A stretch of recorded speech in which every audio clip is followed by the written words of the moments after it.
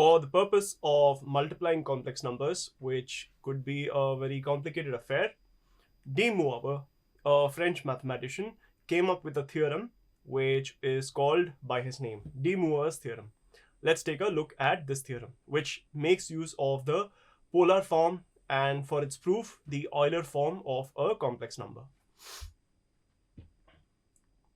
If n is an integer, then cos theta plus I sine theta to the power of n is equal to cos n theta plus I sine n theta.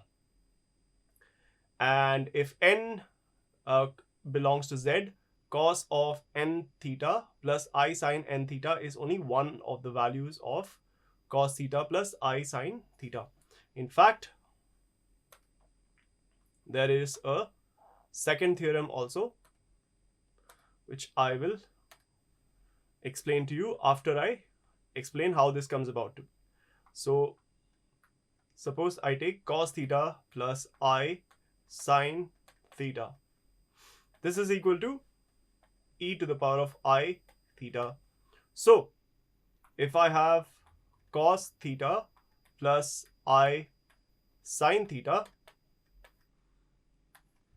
say squared, so this is equal to e to the I theta squared. So this is e to the I times 2 theta. What is e to the I 2 theta? It's equal to cos 2 theta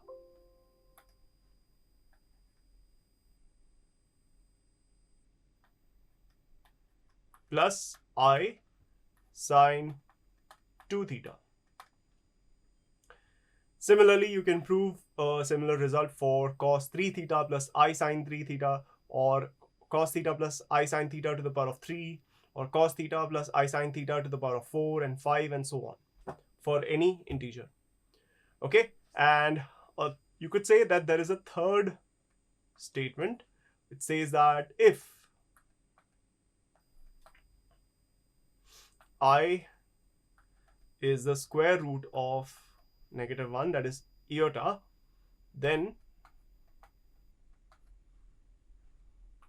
cos of theta 1 plus I sine theta 1, where theta 1 is the argument of the first complex number, if this is multiplied by cos theta 2 plus I sine theta 2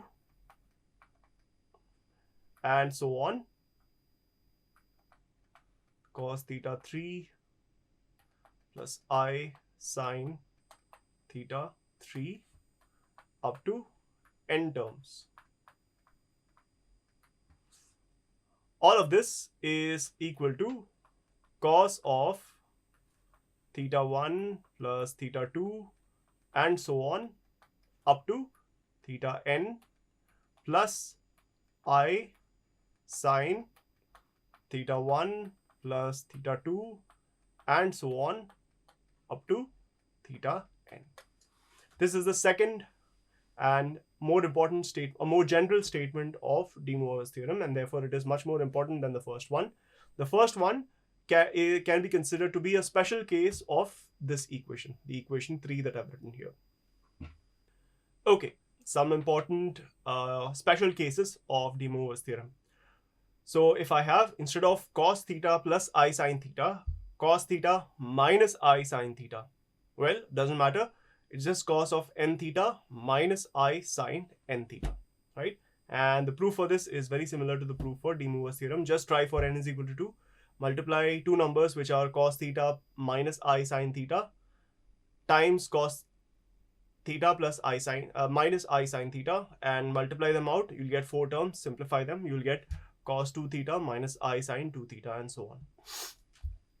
But what about if I have cos theta and I sine theta, cos theta plus I sine theta in the denominator? What if I want to evaluate 1 by cos theta plus I sine theta? Well, that is equal to cos theta minus I sine theta, because I can write that as cos theta plus I sine theta to the power of -1. And so therefore here the n becomes -1. So cos of -1 into theta plus I sine minus 1 into theta. So the sine of minus theta becomes minus I sine theta. And so we have cos theta minus I sine theta. All right. What about sine theta plus I cos theta? What if the trigonometric ratios are flipped? Well, you can always express sine in terms of cos and vice versa, right?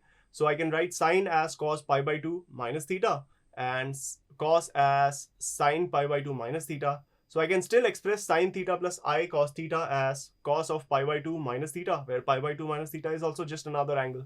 So cos pi by 2 minus theta plus I sine pi by 2 minus theta to the power of n. So that will be cos of n into pi by 2 minus theta plus I sine n into pi by 2 minus theta. Let's look at a simple example based on De-Moivre's theorem.